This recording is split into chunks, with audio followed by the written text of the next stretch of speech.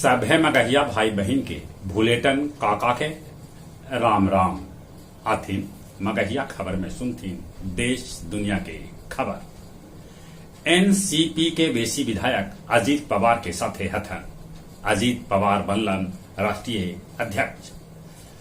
प्रधानमंत्री नरेंद्र मोदी कल 4 राज्य के यात्रा पर रहतन करतन कैकन योजना के उद्घाटन। रालोजपा के राष्ट्रीय अध्यक्ष पशुपति कुमार पारस कहलका कि चिराग एनडीए में नहत हम लड़ब हाजीपुर से लोकसभा चुनाव। यूजीसी कहलक कि सहायक प्रोफेसर बने रेल पीएचडी न नेट और स्टेट जरूरी। विदेश मंत्री डॉक्टर शंकरन तंजानिया के यात्रा पर। बिहार के शिक्षा मंत्री चंद्रशेखर दूगो जूनियर के बनौलन आरडीडी।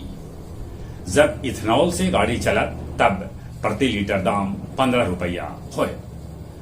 बौद्ध धर्मगुरु दलाई लामा के 28वां जन्मदिन है आज। मणिपुर में 2 महीना बाद खुलल स्कूल, लइकन रहलन कम।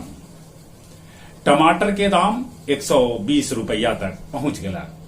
4 करोड़ गबन करे वाला नाजिर ओम प्रकाश सिंह पटना से गिरफ्तार।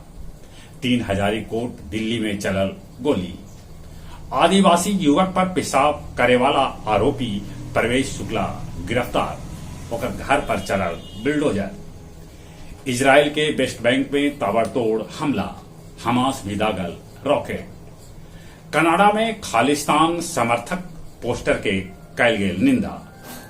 चीन यूरोपीय संघ के राजदूत के यात्रा कैलक रद्द। अमेरिका में स्वतंत्रता दिवस पर गोली बारूद, 8 आदमी के मौत के है खबर।